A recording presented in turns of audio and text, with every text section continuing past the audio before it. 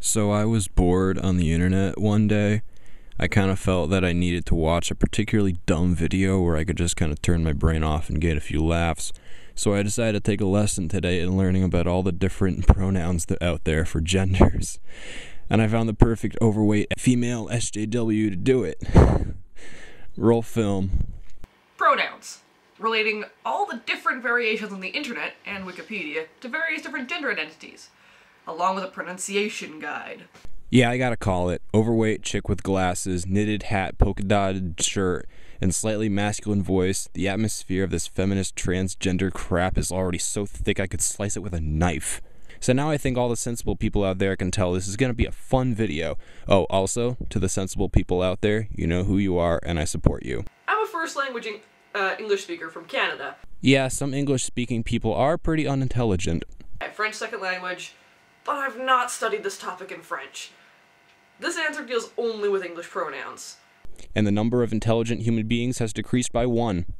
I'm probably going to do some research to figure out what other languages are doing, but if you know anything about alternative pronouns in other languages, please talk about it in the comments. I'd love to read about it. I seriously hope and pray that foreign countries are doing much better things to occupy their time than sitting around all day making up pronouns for fake gender identities. And this woman wants you to think of more fake gender identities because fake gender pronouns matter. And she can't make them all by herself, particularly when she's trying to do it in another language. I'm going to assume you're asking about alternative pronouns. My, she just assumed in 2017, assuming things can be a hate crime, you know. Given our cultural familiarity with he and she. You mean the only two pronouns, he and she, for the only two existing genders, which is what English-speaking people have used for, like, forever? Sorry, I'm ruining her moment of deep, thoughtful knowledge, aren't I? The absolute most common alternative pronoun for that non-binary folks use, that I know of, is one no English speaker should be unfamiliar with. They. Some folks will have never used they as a gender-neutral third-person singular, and only as a third-person plural. And those are the people who clearly have more common sense than you, and prefer facts over feelings. Oh, also, to those people, you know who you are, and I support you. But it's been being used in this fashion since at least Chaucer's era. It's also been recorded in the writings of Shakespeare and C.S. Lewis, among many, many others. Yeah, but none of those men used they when they were referring to people who they think they're not male or female. And come on, Chaucer and Shakespeare lived in the 14th and 16th centuries, for Pete's sakes. What you're thinking of is not related to the way that they would have used it at all. Oh, also, way to try and sound intelligent and informed by mentioning historical writers in your otherwise very screwed up video. They is the best pronoun to use for someone whose pronouns you don't know. It's also a common choice for non-binary folks as a preferred pronoun. From here on out, your question gets a little tough. From here on out, I gotta make up stuff as I go along or revert to Wikipedia because the pronouns pretty much stop after he, she, and they, which isn't even being used correctly the way she's using it. I'm also not going to go through every single possible pronoun. Even to just go through the ones on Wikipedia would take longer than people are probably willing to listen to me for. The fact that I'm staying around this long shows that I'm already losing my senses and should probably recover them before I fully give into this crap. The fact that she uses Wikipedia to find her gender pronoun shows me how little she's able to look into this to defend her argument. Wikipedia is user-powered by regular people. The stuff on there, although usually not fake, is not always going to be accurate or even existent in the case of your fake genders. I'll give some information about the most common ones and provide pronunciation for the ones I'm aware of the pronunciation for. None of these pronouns actually exist. He is for boys and she is for girls, but Z could be used equally by a trans-masculine person as for an agender person. I'm sure there's some research paper to be had in there, which non-binary identities use which pronouns more, but it's not one that's already built into our culture, and that's part of the point. Yeah, it's not part of our culture to give people fake pronouns because they pretend to not be male or female, but people like you are really pushing it. And it's just mentally stupid. You say agender people, but how is that different from non-binary people? The definitions are at least very similar. That just shows how choppy this whole more than two genders thing is that many of these gender names mean the same thing, yet they just call it something different in attempts to sound cool or special. And that's part of the problem with he and she. They mean one specific thing, and that thing only. If they meant more than one thing, I suspect more non-binary folks would feel more comfortable using them. Yeah, that's kinda correct. He specifically refers to people who are boys, and she refers specifically to people who are girls. because that's all there is when it comes to different people. There's a gender-neutral pronoun that exists when talking about objects, however, which is called it. Try that on non-binary people. And what the heck, you're trying to say that gender is all about feelings, but you can't feel non-binary.